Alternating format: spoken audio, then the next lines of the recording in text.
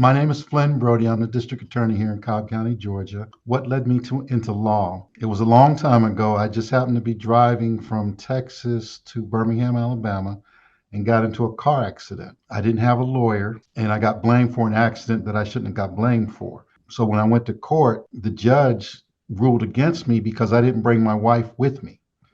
He said, "You should have brought your wife so she could have testified." And I'm like, why did I need her to testify when I could tell you what happened? I was the one driving. And so I said, you know what? I'm going to become a lawyer one day. And I happened to be serving in the military. I got an assignment to go teach ROTC at Seton Hall University. And from there, I started going to law school. I taught during the day, went to law school in the evening time. I fell in love with prosecution by doing a trial advocacy class in law school where we had a bank robbery case where half the class was the prosecution, half was the defense. And I was on the prosecution side and I fell in love with it. And so made up my mind that's what I wanted to do once I graduated. Now, coming to the Family Advocacy Center, the thing that got me most interested in that is growing up in a home where there was domestic violence, in a home where my father did things that, I'm very much ashamed of, that I witnessed growing up. And at the same time, wondering, why my mother never called the police, why she endured that abuse up until the time they got divorced my freshman year in high school, which was probably one of the happiest days of my life that they were divorced. But I still had to wonder, why didn't she call? Why didn't she report the abuse? And when I first became a prosecutor, I actually went to a conference in Washington, D.C. about domestic violence because I wanted to learn more about it. And I was able to do that. And I learned that, throughout the cycle of abuse, lots of times the abusers have control, financial control, mental control, all these things that keep someone from who's being abused from reporting. And I started to see those things that it made me realize what was going through my mother's mind because me being a military brat, we were sort of isolated. She didn't have any family. She didn't have nowhere to go. And so she endured that abuse. Uh, and then as I became a prosecutor and listening to victims, most of the time they want to recant their stories. They don't want their abuser to go to jail. And I realized that normally they don't report it till probably the eighth time that it's actually happened, or the first time that they feel that that person is actually going to kill them. And then they finally decide to report the abuse. And, when I was a prosecutor, one of the things I used to do was, you know, if they wanted me to dismiss the charges, I would make them come to court. And I would have them sit in the back corner and tell the defendant, look, she's back there. She's ready to testify.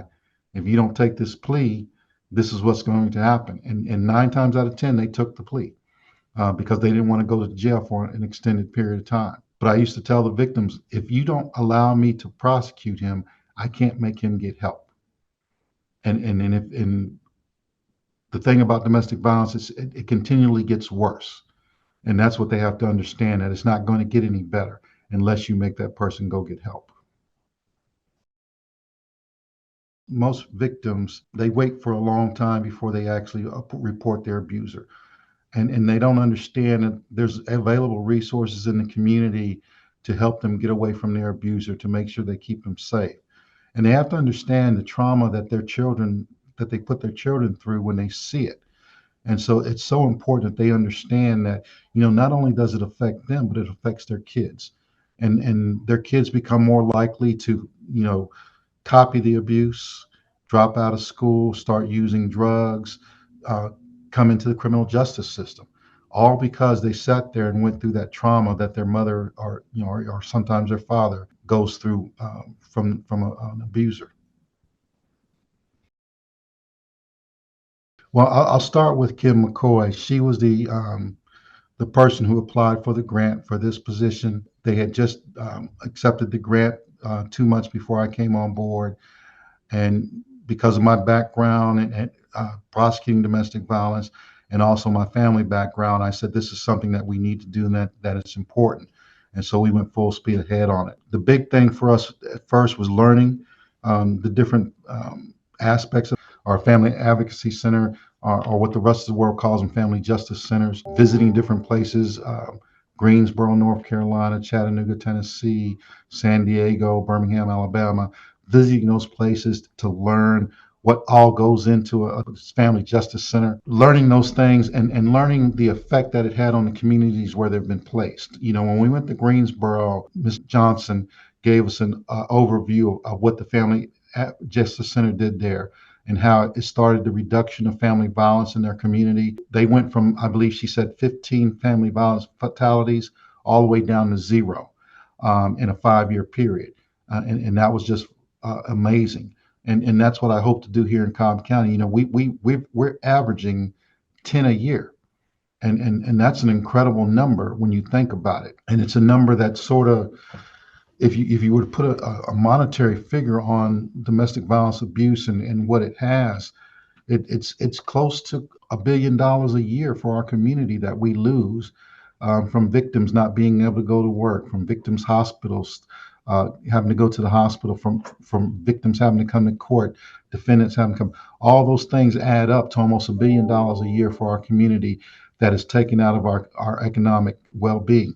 So it's important that we understand that. But the key thing for me is for the Family Advocacy Center is its ability to reduce domestic violence, reduce those fatalities, and in doing that, removing some of that trauma from the kids, giving them an actual fighting chance to have a successful life.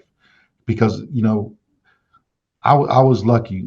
I grew up in a situation where I had that mindset where I wasn't going to be like my father.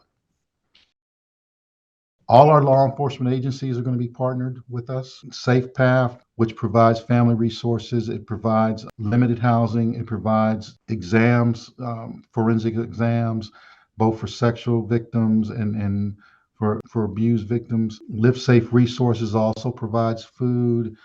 They provide temporary housing. They provide exams also. We've gotten some other partners who are going to provide job training. Atlanta Legal Aid is going to provide legal assistance. We're going to be able to do our temporary protective order court hearings from there.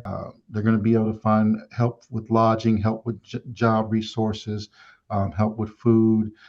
All the things that they need to be able to get away from their abuser are going to be able to be found there in the Family Advocacy Center. I think the one thing we have to understand is that domestic violence is never acceptable. And the thing for each victim, you have to understand, the more you allow it to happen, the worse it's going to get. Because domestic violence is about control and power. One of the telling things is once somebody puts their hand on your neck, that means they have the ability and the willingness to kill you. And so if you ever experience that, it's time to get out. You need to report it. Or if you don't report it, get away from that abuser. Make them get help. Because if you don't make them get help, they can't get better. Don't wait or don't become a statistic, because you never know how someone's going to react. Let us help you. Let us provide you the resources you need to get away from your abuser. And if you report them to the police and they're arrested, we'll make them get the help that they need. Love is not about hurting someone. And we can't accept that as an indication of love. And so please get the help that you need to get away from your abuser, to get a better life.